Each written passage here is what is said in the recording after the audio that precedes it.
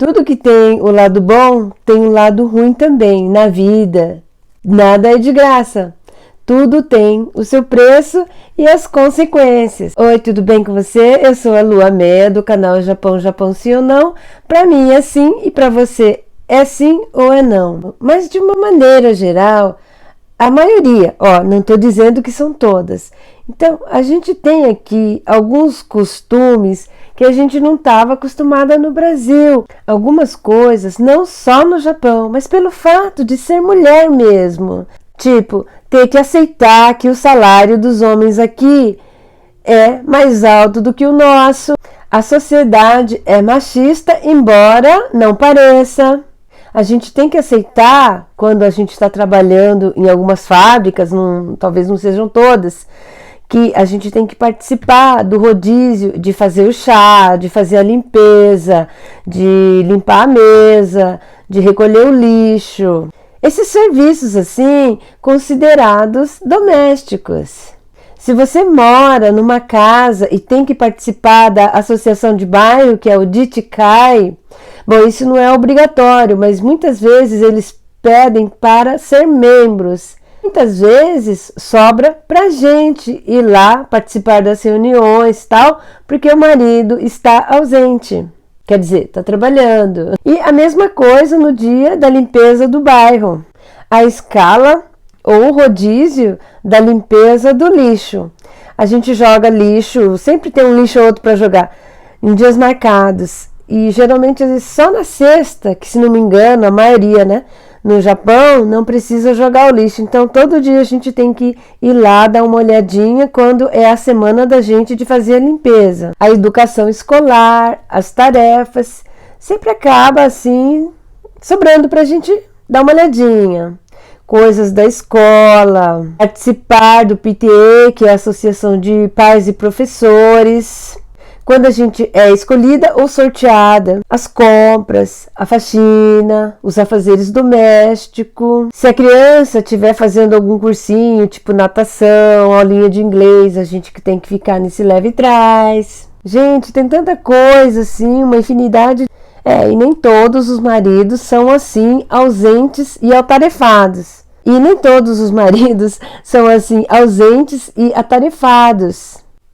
E também não quero dizer que isso é sempre, porque os filhos também crescem e depende assim de uma determinada época da vida da gente.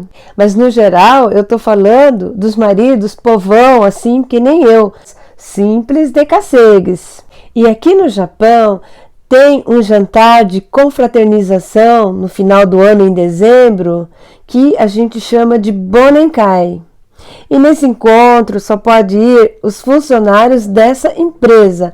O marido ou a esposa não podem ir, a não ser que eles trabalhem juntos na mesma empresa. E é de praxe participar. É bom ir. E nesse dia eles bebem muito. Gente, como eles bebem! E depois ainda eles vão para a segunda rodada em outro bar. Bom, alguns vão para a terceira rodada e tem gente que bebe tanto que não consegue nem pegar o trem para voltar para casa, acaba dormindo na rua mesmo, não consegue nem se movimentar. A gente às vezes vê uns casos desse em Tóquio. Literalmente perdem o rumo.